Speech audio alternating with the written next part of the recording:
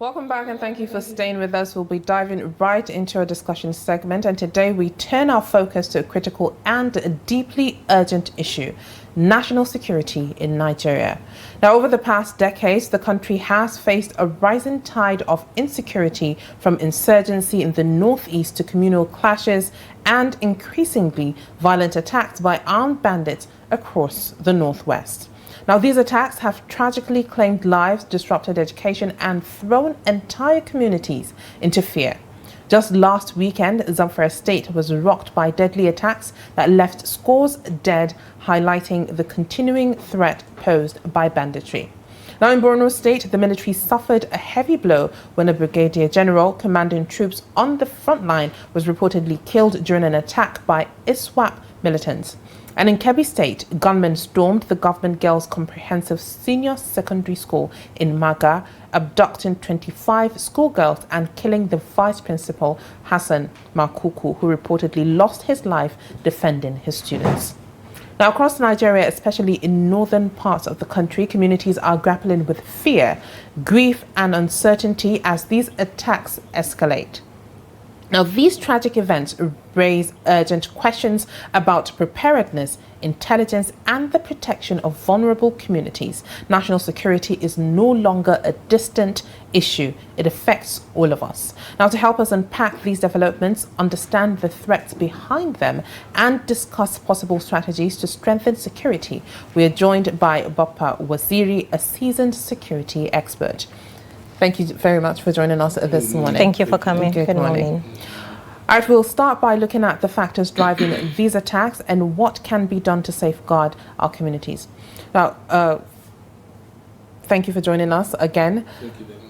Now, to begin with, how would you assess or describe the current state of national security, particularly in the north?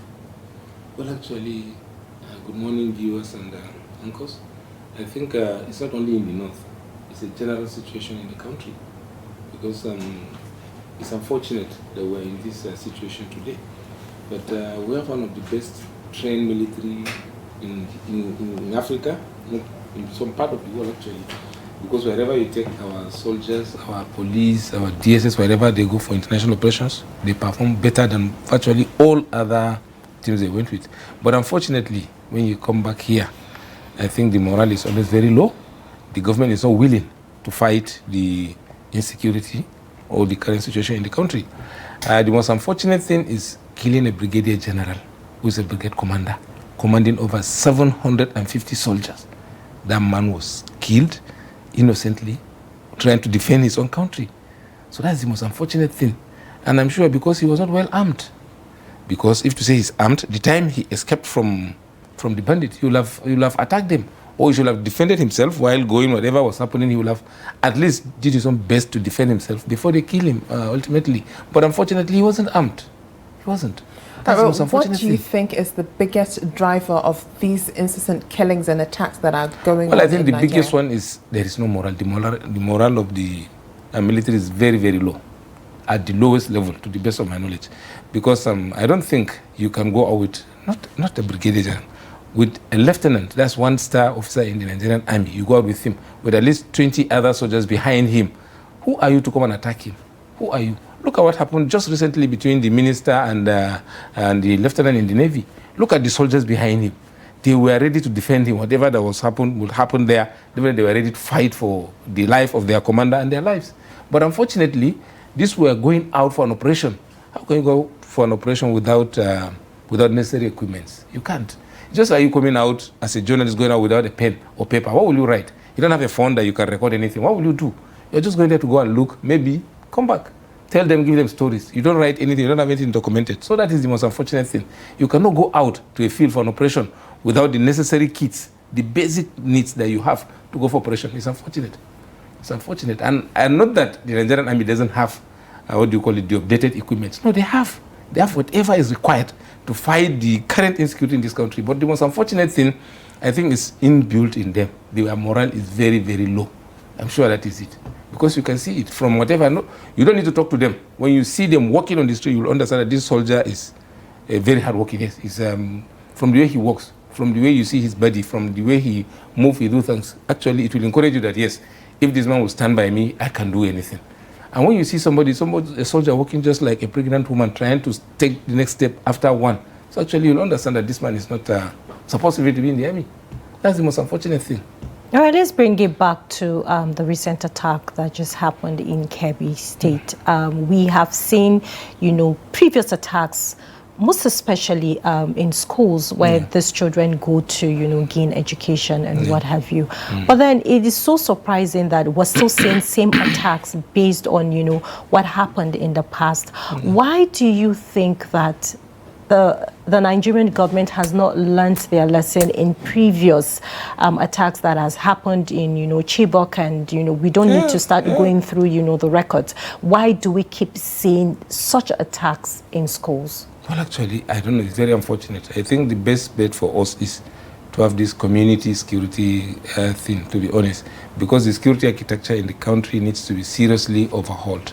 Because the current situation, where I think there was a plan to deploy the civil defense to be defending the schools. At least if there is any attack, they can alert the police, the army, so that reinforcement can come within the shortest possible time.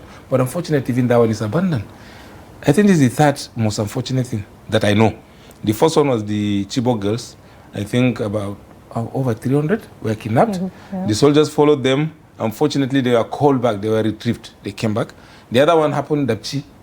Dapchi happened in Yobe. They followed them up to the border. They crossed the border into Niger. Some were recovered. The following, I think most of them were recovered. They came back. But I think, what do you call this girl? This lady is still there with them. Leah Shaibu, yes. We still have, couple of children that are still but she is the most popular actually because of her situation. I think she's still there with them, and without recovering her or others, I'm sure that situation will not finish, to be honest with you. Because I could remember the statement of our late President Muhammadu Buhari said, as long as there is one Chibok girl outside the vicinity of the community or the government, actually, as far as he's concerned, that operation has not finished. They recovered the last girl before they will say, yes, that operation is successful. So that is what is still happening in Dapchi. And after Dapchi now, we are now having this Kebbi State on. The most unfortunate thing, the innocent and the hardworking vice principal came out to defend them without anything. If to say the civil defense that they deployed initially were there, I'm sure they will have raised alarm. Even if they don't kill all the bandits, at least the bandits may be afraid to run if they don't pay. Because sometimes they try to pay and do operations. When they know where they are going to, they try to have a relationship with possibly the security agencies. We may go to 1, 2, 3 places. That is the bad ones among the security men. They talk to them, kind of compromise. They go, do whatever they want to do, then they run. So that is it. But if there is no any compromise from the security agencies, at least if there is an alarm raised, the first thing is to rush and protect that very people that are there. Defend them, stop any criminality happening there. That is one, you will have at least the nation will have you at the back. They will be at your back, supporting you, at least giving you the necessary support that you require, and possibly even giving you a national award. Just like this man that died innocently. Don't be surprised his salary has not been paid. Maybe the government may even owing him some of his entitlements. But the family are there. In the next 2, 3 days, they'll say, okay, please, we have new vice principal. Your family should leave this house. Where will they go to? So these are things that we are having issues with in this country. A soldier can retire today, or he may be killed in the operation today. The next 2, 3 days, they will go to his house. There is a soldier deployed to this unit. We want to take over this house. And the husband entitlement has not been paid. The wife is still mourning. The family is still mourning the same person. So because of maybe lack of enough accommodation within, they want to remove them and put somebody into the house. So I think these are part of the traumas that is affecting everybody. I cannot go out for an operation, leaving my family at home. Then something happened to me, my family will be secured. I don't think I'll go for the operation. I will not. It's better for me to leave the service, go back home and stay. I can go back to farm. I can produce whatever it is I want to produce in my farm than to waste my time or waste my life. My children and my family will be suffering after me. I don't want to do that. All right, you just spoke about farming, and a lot of people have been displaced due to the fact that they are unable to carry out their farming activities because of insecurity. Now, let's look at intelligence and security architecture in Nigeria. Where is Nigeria's intelligence network failing, especially in detecting and preempting attacks, especially in high-risk areas? You know, when you talk about intelligence, there are two things. The first one is to gather the intelligence. The second one is to implement, take necessary action. So I am sure there is no intelligent information that the security agencies in Nigeria doesn't have. There is none. All of this banditry, all of this criminality, whatever that is happening, they have information. So what do you think stops them from acting on the intelligence that they do gather? To be honest with you, I don't know. I will not say that because I don't know what is it. Because I've seen a lot of things that are happening. Somebody may be sleeping in his room and he'll be trailed. They get him there and pick him for one post you did in Facebook. They'll trace and follow you. And somebody will stay in a bush, call somebody, even send an account number, put money in that account. Or a video or post on social media. The worst of it, they give you account number, you put money into it, and they say they don't know who collected the money. What is the bank? What is the information? What is the long form they give you to fill in a bank for you to open an account? And they'll say they cannot trace whoever collected or who kidnapped somebody. Is wrong. Because the problem is, we have the information enough, but to implement or to use the information positively, that is the issue we're having. So, and that is what do you call it, breakage between the link. That is the link that is supposed to be between the information and the action actually is missing, and that is human. Because when you get the information, fine, somebody did his own best to bring the information, then you as a commander do the necessary thing, take action, give directives, whatever it is. You fail to do that, you are waiting for maybe somebody outside to give you directive to do A or B, which is wrong. So I think the major problem is that the Office of the National Security Advisor should bring all of them together. Is to synchronize all the security agencies, all the information, everything should be going around. Because there is no way police can operate alone, DSS alone, Army alone, Air Force alone. No, it's not possible. You have to bring all of them under the same, the same platform, so that you can synergize everything. You work together with them. One person will have information that every other person is having. So once you pass an instruction, the nearest command to that place will take action. The nearest command, don't say Mr. Ebi, no, just give an information. There is a problem in point A. The nearest command in point A will rush to the place. And a specific instruction will be given. Go there, clear whatever, take necessary action. That is all. They'll just go there. Within a blink of an eye, something will happen like that. But unfortunately, we're having issues with our leaders. They brought in people that doesn't know what is security. Completely. They don't even know. Look at the two ministers of defense we had. To be honest with you, I'm not comfortable with any one of them. I am not. As far as I'm concerned, personally, I don't think they deserve to be even close to a soldier, talk less of taking command, giving command to soldiers. I don't think it is right. Why do you say so? What have you seen in them? Let me start with the small one. Look at what happened in Zamfara.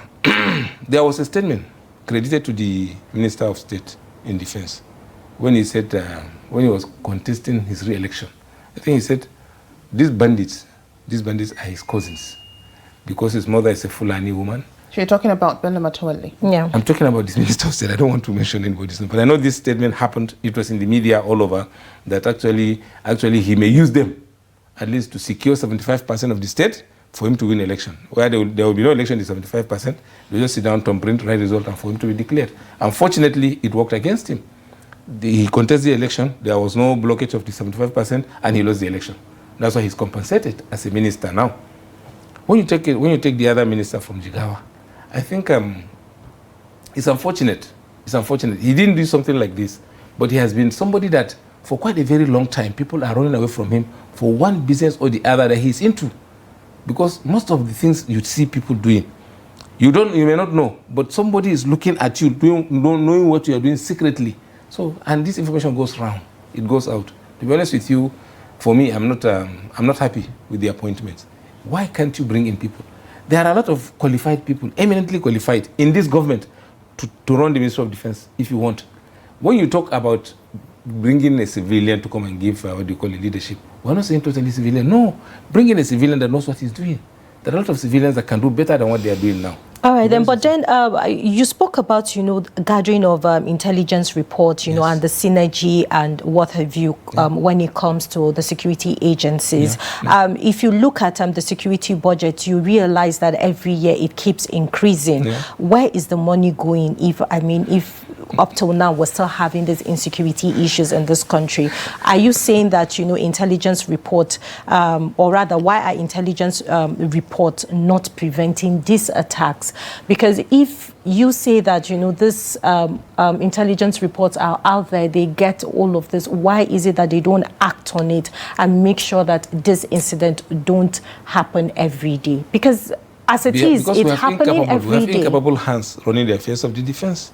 Because if you have people that have the capacity, the budget, I think last week I saw the vice president telling the world that the office of the Minister of Defense has over 1.3 trillion naira as a budget in his own office. Forget about other things. These are for main things that he requires, to be honest with you. And there are other things that I know may come in.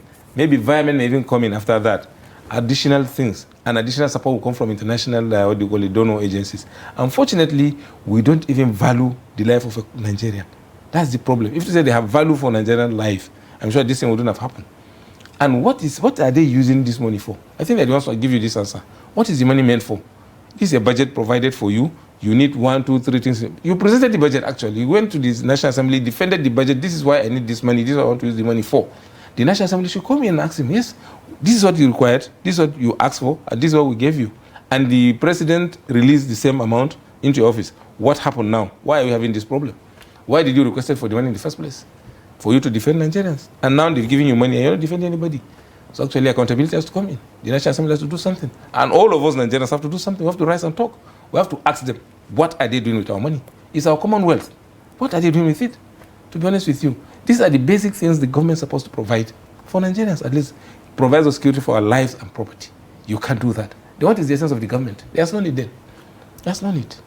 All right, looking at the attacks that have been going on, they've become incessant, with a lot happened just of recent. We've seen in Zamfara, we've seen in several communities across Katsina, we've seen this Kebbi kidnappings. So the question would be, has banditry evolved into a more organized, funded criminal enterprise than the government is willing to admit? And if so, what do you see happening in the nearest future if nothing is being done about it? Well, I'm sure they will do something. I don't know what they will do, but definitely they have to do something. If not, they may not even sleep in their houses, because Nigerians will revolt. To be honest with you, I cannot be loyal to a system that is always cheating me. I can't do that. And not only me, I'm sure the same, all of you. If to say you come to work every day and they don't pay you, one day you decide not to come to work. That is protest. But you think the banditry has evolved so far from when it began up These until bandits now? are as good as nothing. Once the military decided today they will end this banditry, it will end in 1 week. In 1 week, they will end in 1 week. But do you think there are actors behind that are benefiting from it? Definitely, I'm sure it's a business. It's a business. Well, a lot of people are benefiting. That are involved in the government. Definitely, definitely. Some people in the government may be involved in this, because it's just impossible for you to have these people operating freely, running all over, going into towns, going into villages, taking over whatever they want to take over, and you're telling me that the security doesn't know? Is there a place that we don't have the police? Is there any place that we doesn't have the DSS or the army? We have them all over. All over. If you don't have enough manpower, you can still create more units and employ more. You can deploy, you can recruit on daily basis. I think there was a time they were recruiting once per annum in Nigeria into the army, air force or navy. But now I think they recruit up to 2 or 3 times per annum. So what happened to the number? If you're talking about manpower, you can recruit people today, send them to training, bring in fresh ones, add to, you can be swapping them. You cannot form a full new members into a unit. No, you have already more than enough units. When you recruit them, you put them into them, they will be learning, they will be picking 1 or 2 things. Maybe 2 or 3 most unfortunate ones may go into the operation, and they will not fight in the front row. They may be behind, looking at what is happening, providing support for the fighters. So these are things that they do. But unfortunately, when you look at what is happening in Nigeria, it's just like maybe there's a group of people that want to finish Nigeria. Well, they have their own time, but God is always with Nigeria. All right. Now, looking at the repetition or the insecurity going on in Nigeria, with attacks all over Nigeria, not only northern Nigeria, and the resurgence of kidnappings in schools at this point, what is the best course of action that the government can take in making sure that Nigerians are secured, are safe, and are not vulnerable anymore, as a security expert that you are? The government has a blueprint. They've something that they have from within the security agencies, all of them. Any officer that you can call that has a command of at least 50 people, be it DSS, be it police, be it Army, Air Force or Navy, or civil defense, or let me say whatever, even the vigilante, a commander of 50 people, when you call him, sit him down, he will tell you, he has a strategy, he has a blueprint. What he requires is support, government support. And if this government can provide the support, definitely he will implement it. And you see it will be secured. That's the most unfortunate thing. Maybe they don't communicate to the government, or maybe when they communicate, the government doesn't respond. It's either of the two. Because basically, it is the responsibility of the government to provide. When I give you information, and these are my plans, you don't act, what will I do? My father is not as wealthy as Nigeria. So even if my father is more wealthier than Nigeria, I cannot take his money to come and implement this. That's the issue. There is money provided for that. God has given us more than enough resources to bring in money out of it and run this country, where all of us are major stakeholders in it. But you ignore everybody. You just take the money and keep it. What will you use the money for? If you are not secure, it's the essence of what you have. You may die before even seeing the money, not even using it. You may die before even seeing the money. That's the most unfortunate thing. So my advice is that the government should do more. The government should engage more Nigerians. Because there was a time I gave a proposal that instead of the way we are running this government is wrong. The security system is bad. What we need to do is, at least we have to decentralize the security, the whole security architecture is to be reorganized by one providing cluster security groups, clusters.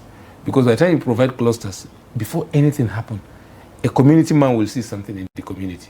Anything strange, he may have one telephone number that he will call. Immediately he call, that telephone number can escalate whatever it is that is happening. Call the police, call the DSS, call the army, call whoever. And look at what happened with this brigadier general. I think the Air Force were there. They were there hovering all over, searching for him, looking for whatever it is. How do we rescue him? So the same community can escalate the same information. And if they are willing, within a blink of an eye, they can go there and they'll block it. They'll arrest the necessary people that are causing the confusion, or they can do the needful. At least the people should be protected, because the aim is to protect Nigeria and Nigerians. When we do that, I'm sure we'll not have any issue. But the government doesn't want. I think we give them a plan. Bring a lot of clusters, security clusters. There is no community you can go to that you cannot get those qualifications we gave. We said, first one, at least look for a retired, senior, or anybody that had military, police, or any security experience, no matter how small he is, bring him in. There are people in community that are very, very agile, very active, and very good youth and ladies. Very young. You can get them, you can get information from them, you can get a lot of advice from them, bring them in. There are retired senior civil servants, permanent secretaries, directors, principal officers, whatever. You can bring them in. When you bring them in, then the community have people that they respect. They tell them and they listen to them. Bring them in. Then the community can sit down again and look for who they think is not among. Bring him in. Maybe at least you can have like 50 people. That committee of 50 people within the community. Anything that happens, they will sit down if there is need for them to sit down, analyze, and they escalate. Right. Or an individual can call, because they will have a table that there is somebody permanently on this table. When you call, somebody can pick the call. So they call, that person can pick, tell the person the information, then the person can escalate or investigate. When you get it, yes, it's true, they escalate. Right. But unfortunately, when we give that information, nobody cares. They didn't take it, and they don't want to, because actually it will challenge them. It may require some resources that they don't want to. They want the resources in their pockets so that 2027 they can go and buy whoever they want to buy. Which is unfortunate. All right, thank you very much, Bappa Waziri, a seasoned security expert, for helping us unpack, this very devastating issue that's going on in Nigeria. Thank you very much. Thank you for coming. Okay. It's my pleasure. All right, that is all we have for this segment. We'll be going on a quick break. When we come back, we'll be looking at the front page of our national dailies and see what made it there. Make sure you stay tuned.